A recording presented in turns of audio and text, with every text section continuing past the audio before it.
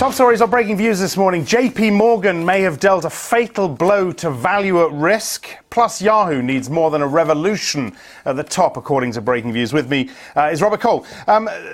JPMorgan may have dealt a fatal blow to VaR, is what you're saying. I mean, let's be frank, the VaR measure was pretty discredited back in 2007, 2008, when, the purpose of this thing is to give banks a kind of immediate sort of handle on how much money they could possibly lose in any trading day. So it already wasn't in a great place. I mean, one of the astonishing things here is actually that how much attention was being paid to this measure anyway. Yeah. And perhaps that's something we don't know yet, and perhaps that'll come out in the course of this, course of the explanation of what actually went on with JPMorgan. But it does seem at this stage that any sort of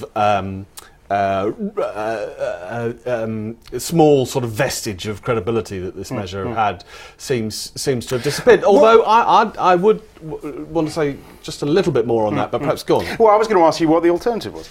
Well, and I know there's this expected shortfall measure that the Basel Committee has been discussing, but is that any better? Well, I mean, the two big things that are wrong with this VaR measure is, firstly, it doesn't seem to capture all the risk, which is a bit odd, and perhaps that's one of the, and also it sort of assumes a sort of normal distribution curve, right. So leaves out sort of a big and this events. A big event, which in my understanding the expected shortfall focuses on. Yeah, absolutely. I think back to this point I was going to make is that what's going to replace it? I think expected shortfall.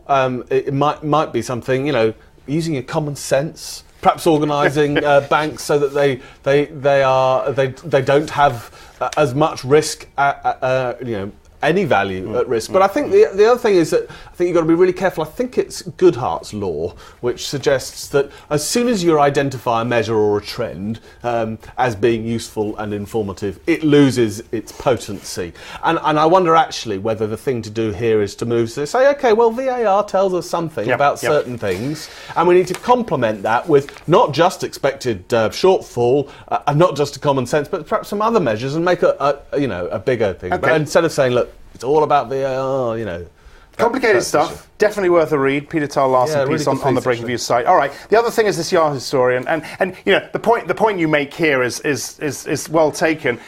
This isn't just about some guy fudging his CV. This is far greater. There are bigger problems at play here. Yeah, no, absolutely. And sorry, I'm going to sound really pretentious now, but having quoted to you Goodhart's law, I can't help thinking about Schumpeter in reference to Yahoo, and that's this sort of the sort of speed of creative destruction. Yahoo used to be enormous, used to be very powerful. Well, it's been overtaken by it's other still worth things. $18.5 billion.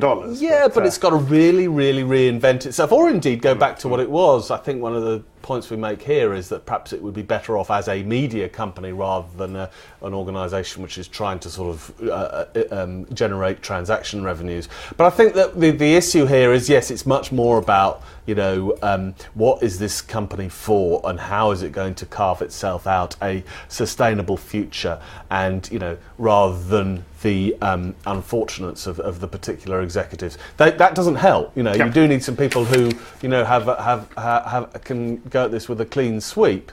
But actually, this is not just about individuals, the best individuals to run this company, but what this company is about completely. Okay, Robert, many thanks for that. Robert Cole. For more agenda-setting insights, do watch our US Breaking Views show. That comes on every day, 12:30 Eastern, 17:30 BST. Of course, it's available on demand. I'm Axel Threlfall. This is Reuters.